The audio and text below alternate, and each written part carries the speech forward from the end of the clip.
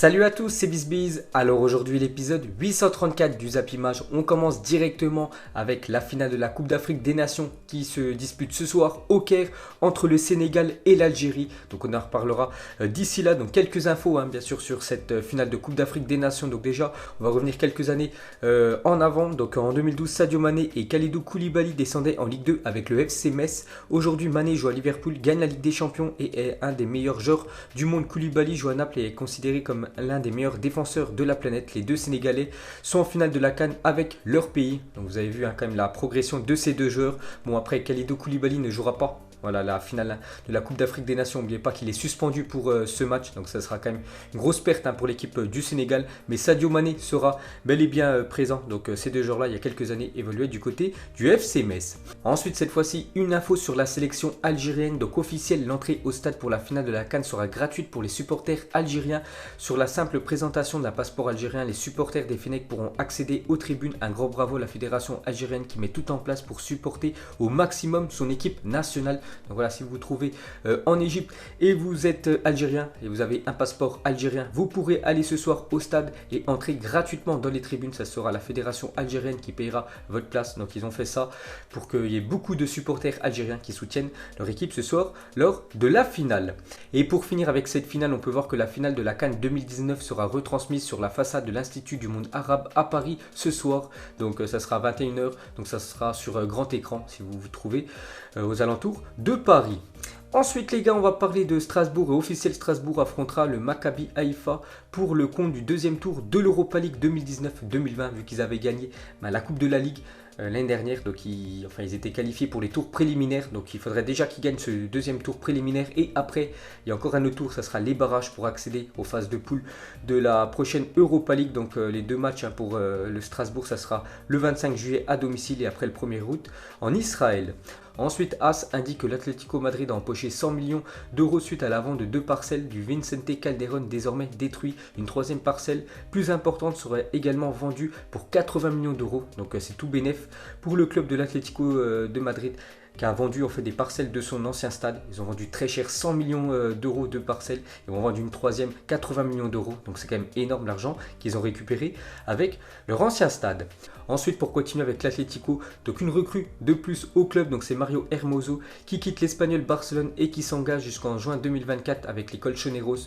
Donc ça sera un transfert aux alentours des 30 millions d'euros. Donc lui c'est un défenseur central expérimenté. Là ce joueur espagnol, donc il s'engage avec l'Atlético de Madrid certainement pour remplacer Diego Godin qui a quitté le club il y a quelques semaines. Et pour finir avec Madrid, donc déjà près de 250 millions d'euros d'achat sur ce mercato estival. C'est pour vous dire qu'ils sont vraiment présents. L'équipe de l'Atlético, ils ont fait plus de 8 recrues depuis l'ouverture du mercato. Bon, la plus grosse c'est quand même Raúl Félix, le joueur du Benfica qui a été acheté aux alentours des 130 millions d'euros. Bon, ils ont récolté aussi beaucoup d'argent en vendant Antoine Griezmann 120 millions d'euros et aussi un autre joueur, Rodri, qui est parti du côté de Manchester City pour 70 millions d'euros. Rien que ces deux-là, ça fait déjà 190 millions d'euros dans les caisses de l'Atlético. C'est pour ça qu'ils ont pu bien recruter cet été Madrid. Et pour finir avec le championnat espagnol, regardez l'équipe type des meilleurs recrues de la Liga jusqu'à présent. Donc on peut voir que c'est des joueurs consignés dans des clubs espagnols. Donc il y a du beau monde comme Jovic, Hazard, Félix ou même Antoine Griezmann. Ensuite les gars, on va parler de l'équipe de France U19 qui joue actuellement l'Euro Espoir. Donc hier ils jouent leur deuxième match contre l'Irlande et deuxième match, deuxième victoire vu qu'ils sont imposés 1-0. Donc ils sont qualifiés pour les demi-finales de l'Euro U19.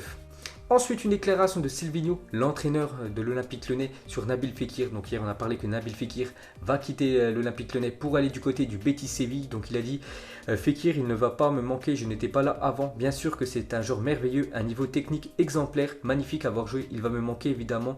Il négocie sa sortie, on espère que ce sera rapide. Donc voilà, Silvinho il dit que Nabil Fekir, dans quelques jours, va quitter le club de Lyon.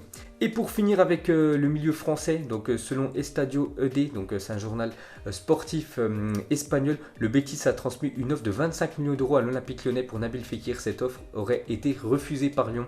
Donc Lyon demanderait au minimum 30 millions d'euros. Bon après il devrait rajouter 5 millions d'euros de plus le Betis Séville pour s'offrir Nabil Fekir. Donc ça devrait être un transfert officiel dans quelques jours.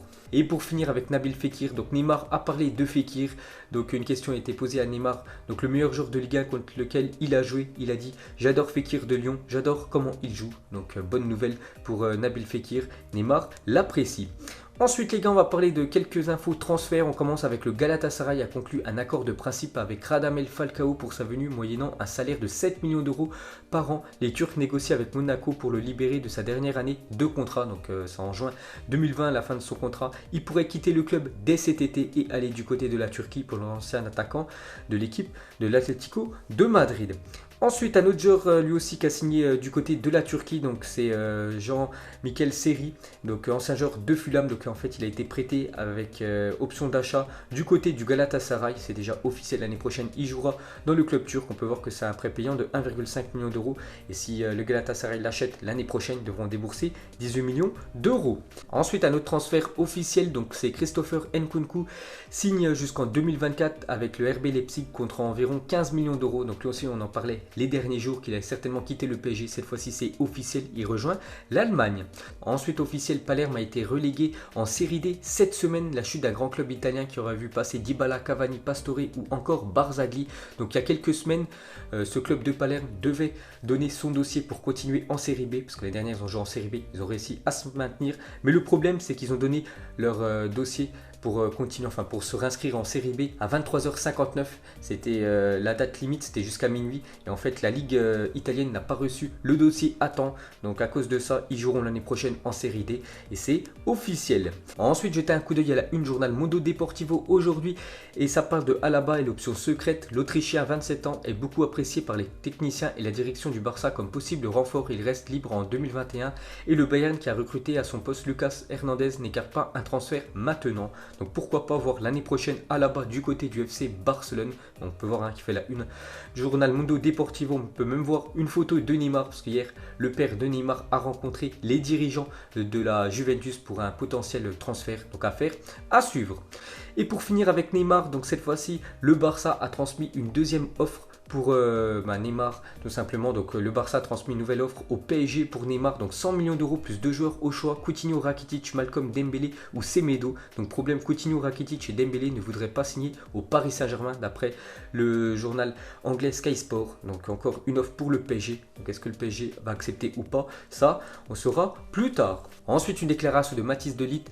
Il a dit: cela a été un choix difficile, j'avais plusieurs options, divers paramètres ont influencé mon choix. Pour moi, il était important de connaître mon temps de jeu et de savoir à quel point le club croit en moi. Donc il est parti du côté de la Juventus avec des garanties. Pour lui, il sait que normalement il sera titulaire indiscutable. Il ne va pas à la Juventus en n'ayant pas sûr d'être titulaire. Donc voilà ce qu'a dit Mathis de Ligt. Il a bien réfléchi et la Juventus pour lui était la meilleure option. Ensuite, il y a 7 ans, jour pour jour, Zlatan Ibrahimovic signé au Paris Saint-Germain. Donc il y a déjà 7 ans, l'attaquant suédois signé dans la capitale française. Donc en tout 180 matchs, 156 buts. Donc il avait signé pour 20 millions d'euros. Donc je crois qu'il arrivait en provenance du Milan AC, voilà, le club italien. Donc quand même Zlatan Ibrahimovic pour moi était le meilleur joueur du Paris Saint-Germain sous l'ère Qatar depuis, on peut dire, l'année 2011. Et pour finir avec Zlatan, actuellement attaquant des Los Angeles Galaxy aux États-Unis. Donc il a parlé du championnat, il a dit: je suis une Ferrari au milieu des Fiat. Donc voilà, il a encore un peu égratigné, on peut dire, le niveau du championnat américain. Ensuite, une petite info sur le prochain FIFA 20. On peut voir que la célébration de Mohamed Salah sera présente. Donc cette célébration de Salah, il a fait plusieurs fois cette année, donc elle sera présente dans le prochain FIFA. On peut voir aussi d'autres célébrations comme le challenge de Del Ali. Voilà, sera aussi une célébration de FIFA. Et aussi quand Roberto Firmino met sa main devant son œil, ça sera aussi une prochaine célébration dans le prochain opus. Ensuite, dans son édition du jour, Kicker, donc c'est un journal sportif allemand, indiqué que Kevin Trapp se dirigera vers le FC Porto et signera son contrat au club d'ici la fin de la semaine. Donc il y a même un autre site qui a confirmé, on peut dire, l'information. Donc il devrait quitter le PSG, c'est toujours un joueur du PSG. Paris Saint-Germain l'avait prêté à Francfort l'année dernière. Il devrait aller du côté du FC Porto pour remplacer Iker Casillas. Ensuite, selon le journal Le Parisien, Matuidi ferait l'objet de l'intérêt de plusieurs clubs en Europe. Donc on a parlé qu'il faisait plus l'affaire du côté de la Juventus, enfin il rentrait plus dans les plans de Sarri. Donc on peut voir que le Paris Saint-Germain aimerait son retour, mais aussi Lyon, Monaco, Everton et Manchester United aimeraient s'attacher les services du champion du monde. Ensuite, David De Gea est sur le point de devenir le gardien le mieux payé au monde et de signer un nouveau contrat à long terme avec Manchester United d'un montant de 423 000 euros par semaine. Voilà le salaire que pourrait toucher le portier espagnol en prolongeant avec l'équipe de Manchester United. Donc pour l'instant, il n'a reçu, je crois, aucune offre, David De Gea. N'oubliez pas qu'United l'année prochaine ne joue pas la Ligue des Champions. Et lui, je pense, aimerait partir. Donc pour le garder, ils sont obligés d'augmenter son salaire. Il pourrait toucher le jackpot du côté d'United. Ensuite, selon Sky Sport News, le Paris Saint-Germain serait en pole position pour recruter Danny Rose cet été. Donc c'est un défenseur gauche de l'équipe de Tottenham.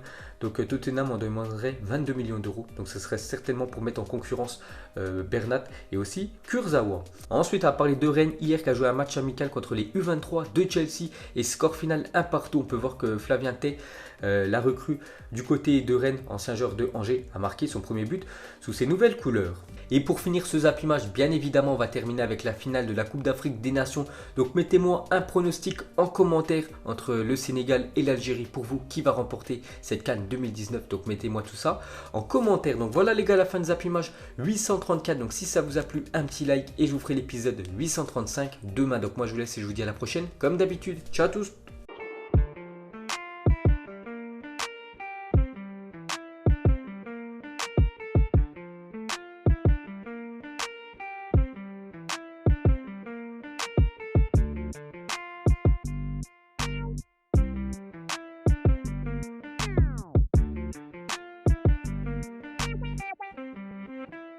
Non-formidable.